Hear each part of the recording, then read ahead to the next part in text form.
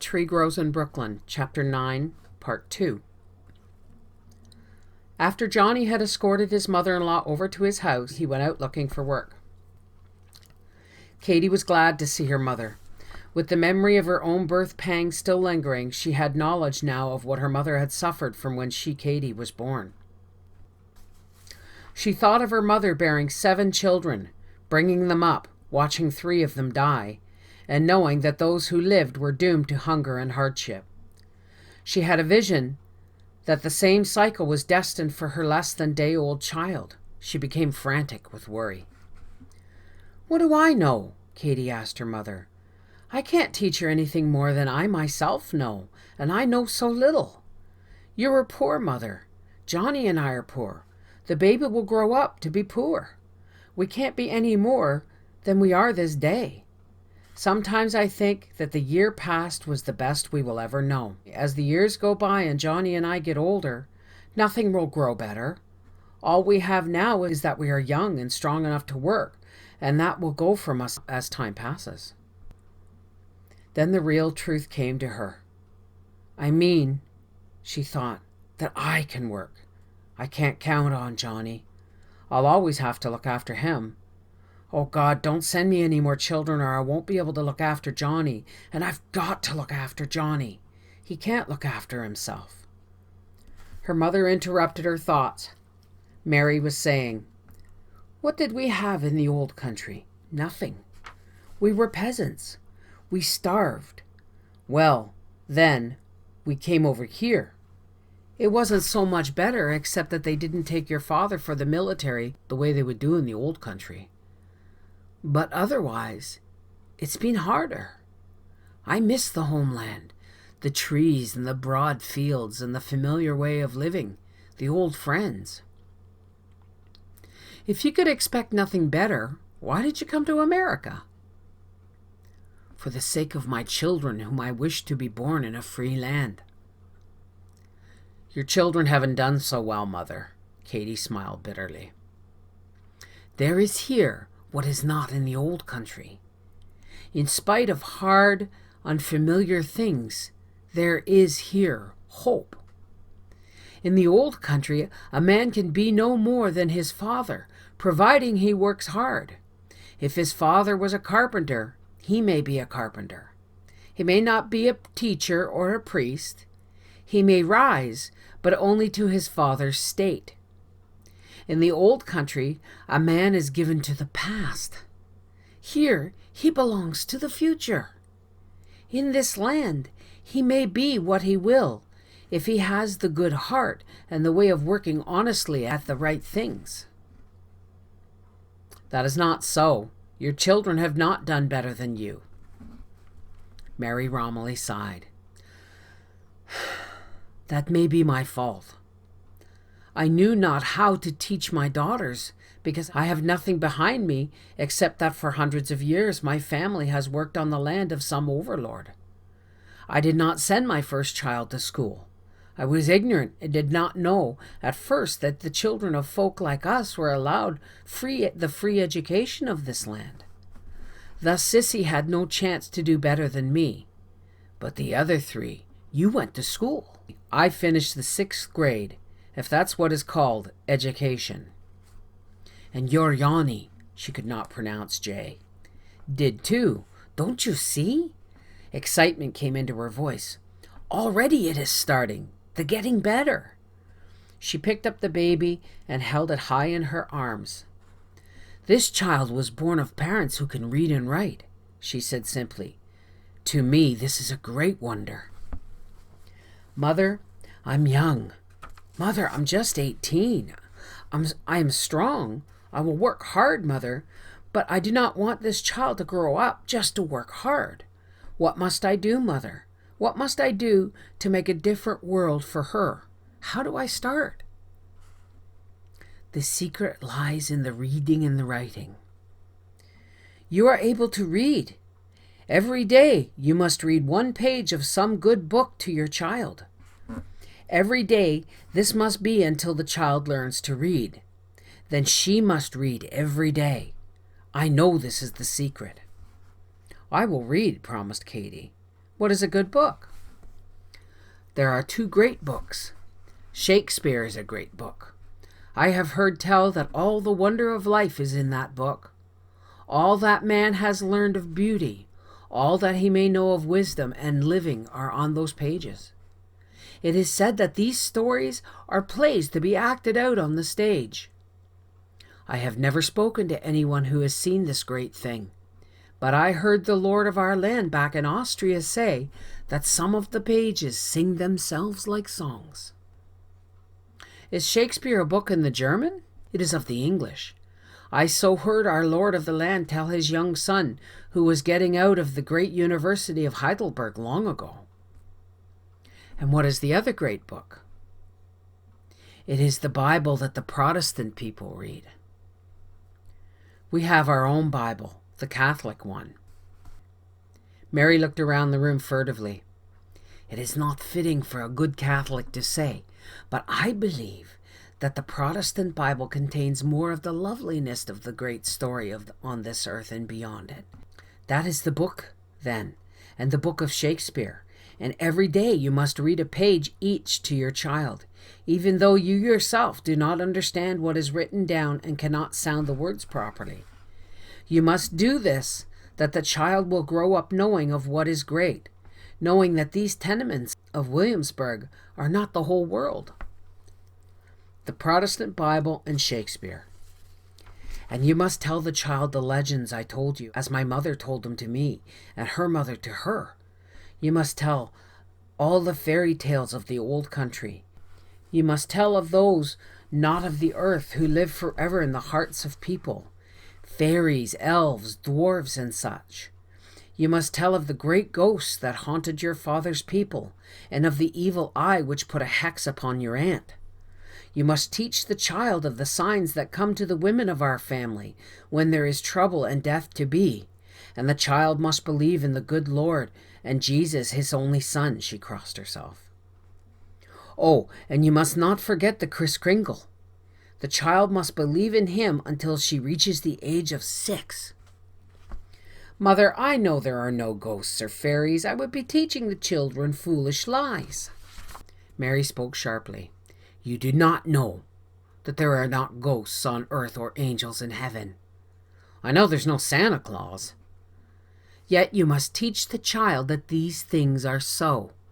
Why, when I myself do not believe? Because, explained Mary Romilly simply, the child must have a valuable thing which is called imagination. The child must have a secret world in which lives things that never were. It is necessary that she believe. She must start out by believing in things not of this world. Then when the world becomes too ugly for living in, the child can reach back and live in her imagination. I myself, even in this day and at my age, have a great need of recalling the miraculous lives of the saints and the great miracles that have come to pass on earth. Only by having these things in my mind can I live beyond what I have to live for. The child will grow up and find out things for herself. She will know that I lied, and she'll be disappointed. That is what is called learning the truth. It is a good thing to learn the truth oneself. To first believe with all your heart and then not to believe. It is good too. It fattens the emotions and makes them to stretch. When as a woman life and people disappoint her, she will have had practice in disappointment, and it will not become so hard. In teaching your child, do not forget that suffering is good too. It makes a person rich in character. If that is so, commented Katie bitterly, then we Romillys are rich. We are poor, yes, we suffer. Our way is very hard, but we are better people because we know of the things I have told you.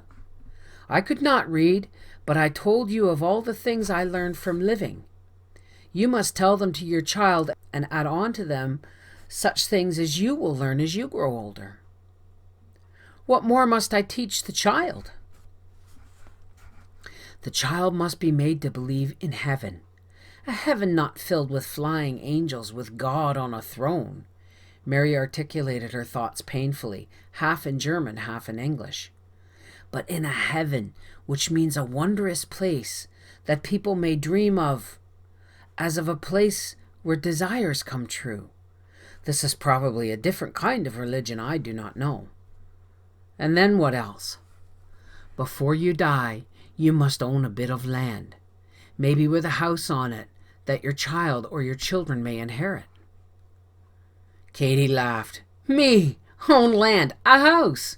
We're lucky if we can pay our rent. Even so, Mary spoke firmly. Yet you must do that. For thousands of years our people have been peasants working on the land of others. This was in the old country. Here we do better, working with our hands in the factory. There is a part of each day that does not belong to the master, but which the worker owns himself. That is good.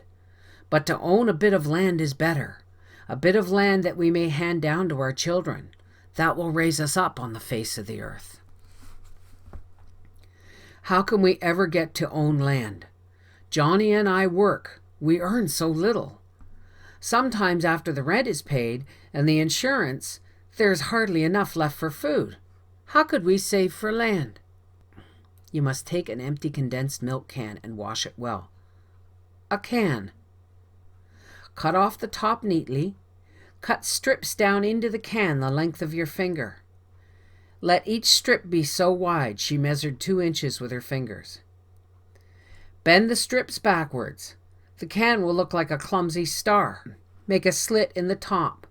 Then nail the can, a nail in each strip, in the darkest corner of your closet. Each day put 5 cents in it. In 3 years there will be a small fortune. $50. Take the money and buy a lot in the country. Get the papers that says it is yours.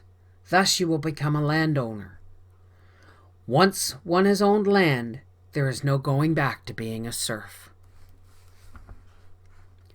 5 cents a day. It seems a little. But where is it to come from? We haven't enough now, and with another mouth to feed. You must do it thus. You go to the greengrocer. Ask how much are carrots the bunch. The man will say 3 cents. Then look about until you see another bunch, not so fresh, not so large. You will say, "May I have this damaged bunch for 2 cents?" Speak strongly, and it shall be yours for 2 cents. That is a saved penny that you put in the Star Bank. It is winter, say. You bought a bushel of coal for 25 cents. It is cold. You would start the fire in the stove, but wait 1 more hour. Suffer the cold for an hour. Put a shawl around you. Say, "I am cold because I am saving to buy land." That hour will save you 3 cents worth of coal. That is 3 cents for the bank. When you are alone at night, do not light the lamp. Sit in the darkness and dream a while. Reckon how much oil you saved and put its value in the pennies in the bank. The money will grow. Some day there will be $50, and somewhere on this long island is a piece of land that you may buy for that money. Will it work, this saving? I swear by the Holy Mother it will. Then why haven't you ever saved enough money to buy land? I did. When we first landed, I had a Star Bank. It took 10 years to save that first $50. I took the money in my hand and went to a man in the neighborhood of whom it said that he dealt fairly with people who bought land. He showed me a beautiful piece of earth and told me in my own language, "This is thine." He took my money and gave me a paper. I could not read. Later, I saw men building the house of another on my land. I showed them my paper. They laughed at me with pity in their eyes. It was said that the land had not been the man's to sell. It was, how you say it in English, a swindle. Swindle.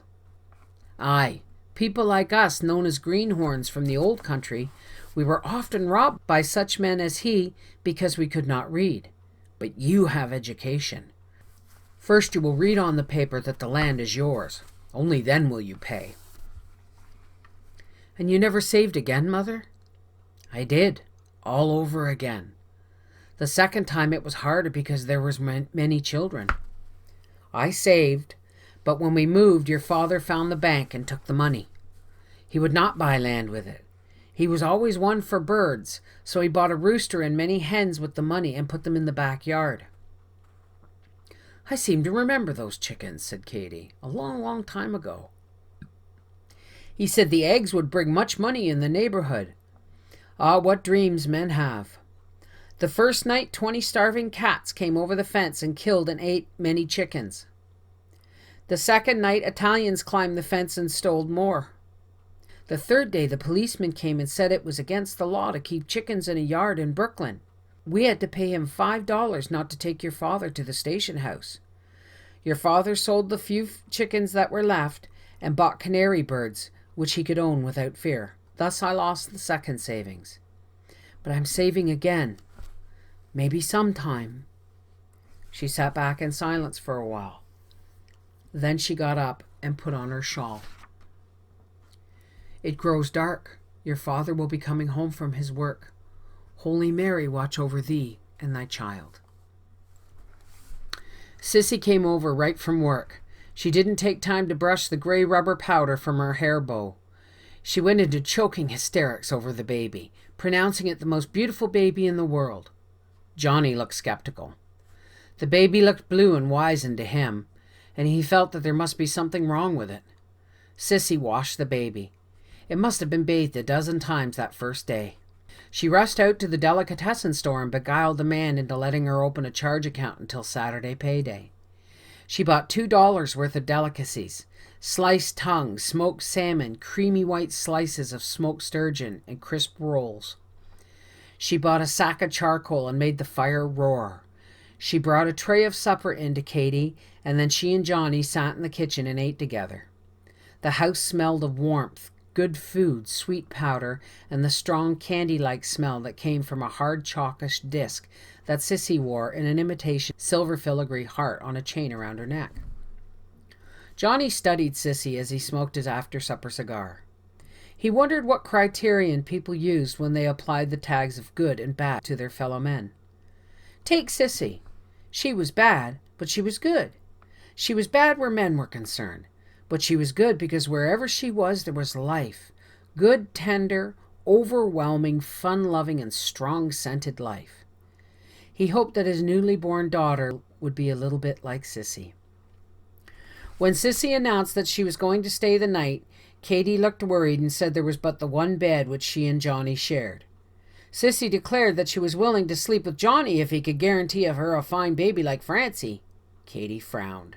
She knew Sissy was joking, of course, yet there was something true and direct about Sissy. She started to give her a lecture. Johnny cut the whole thing short by saying he had to get over to the school. He couldn't bring himself to tell Katy that he had lost their job. He hunted up his brother Georgie, who was working that night. Fortunately, they needed another man to wait on tables and sing in between. Johnny got the job and was promised another for the following week.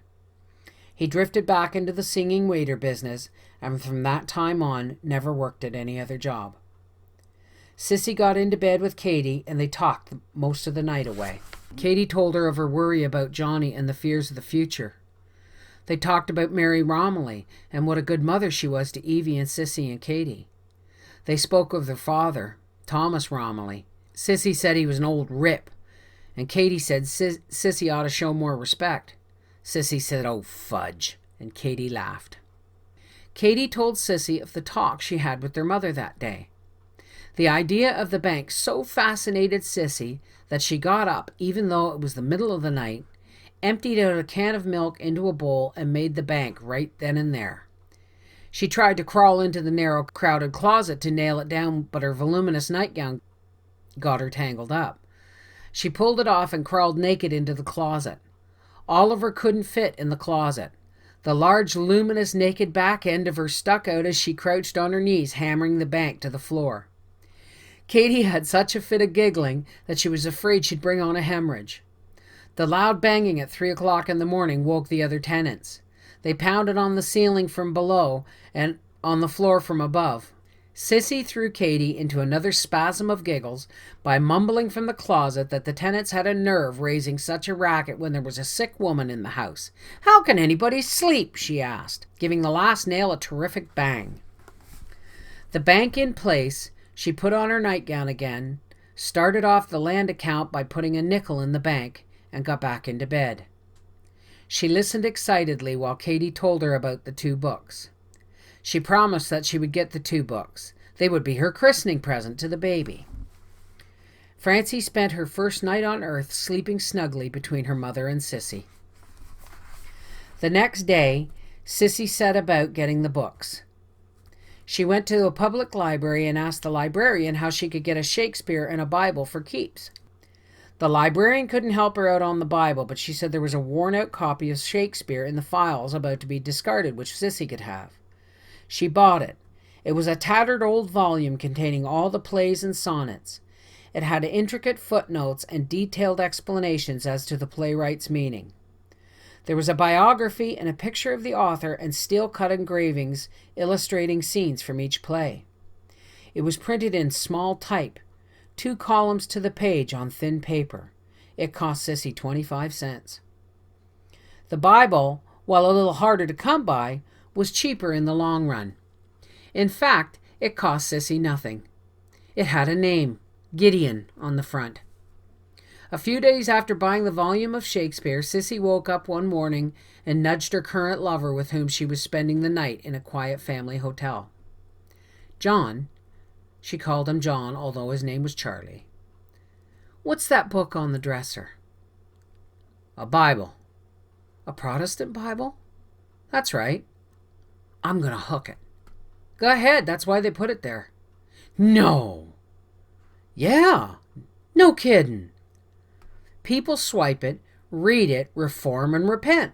Then they bring it back and buy another one too, so that other people can swipe, read, and reform. The firm that puts out the books loses nothing.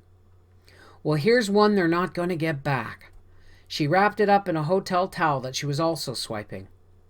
"Say," a cold fear developed her John, "you might read it and reform, and I'd have to go back to my wife." He shuddered and put his arms around her. "Promise me that you won't reform." "I won't." "How do you know you won't?" "I never listen to what people tell me, and I can't read. The only way I know that is right and wrong is the way I feel about things.